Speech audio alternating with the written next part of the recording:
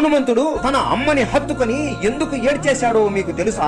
రావణుడిని హతమార్చి సీతని తీసుకుని లంక నుండి అయోధ్యకి వస్తుండగా మార్గ మధ్యంలో హనుమంతుడికి ఆకాశము నుండి తన జన్మభూమి అయిన కిష్కింధ కనబడుతుంది. హనుమంతుడు ఇంటికి వెళ్లి ఎన్నో సంవత్సరాలు అయిపోయి ఉంటుంది. ఎప్పుడో చిన్నప్పుడు తన అమ్మని చూసి ఉంటాడు అంతే. హనుమాన్ మదిలో ఇంటికి వెళ్లి వద్దాం అని అనుకుంటూ ఉంటాడు. కానీ వద్దులే, సీతమ్మ ఏమైనా అనుకుంటుందేమో అని కళ్ళ నుండి నీరు వస్తున్నా తుడుచుకుంటూ ఉంటాడు. కానీ సీతమ్మ ఇదంతా గమనించి రాముడితో మొత్తం చెబుతుంది. వెంటనే రాముడు పుష్పక విమానాన్ని ఇక్కడే దింపండి అని ఆజ్ఞాపిస్తాడు. హనుమాన్ ఆశ్చర్యపోతూ కిందికి దిగగానే అంజనాదేవికి నా కొడుకు నన్ను కలవడానికి వచ్చాడు అని అర్థమైపోయి పరిగెత్తుకుంటూ బయటికి వస్తుంది. హనుమాన్ అంజనాదేవి ముందుకు రాగానే, హనుమా ఎంత పెద్దవాడివి అయిపోయావురా నువ్వు, రోజు సరిగ్గా తింటున్నావా లేదా, ఇలా బక్కచిక్కిపోయావు అని అంటుంది. హనుమంతుడు నేను బక్కచిక్కిపోయానా అమ్మ అని నవ్వుతూ హత్తుకుంటాడు. అమ్మ ఎప్పటికీ అమ్మనే కదా, ఎంత పెద్ద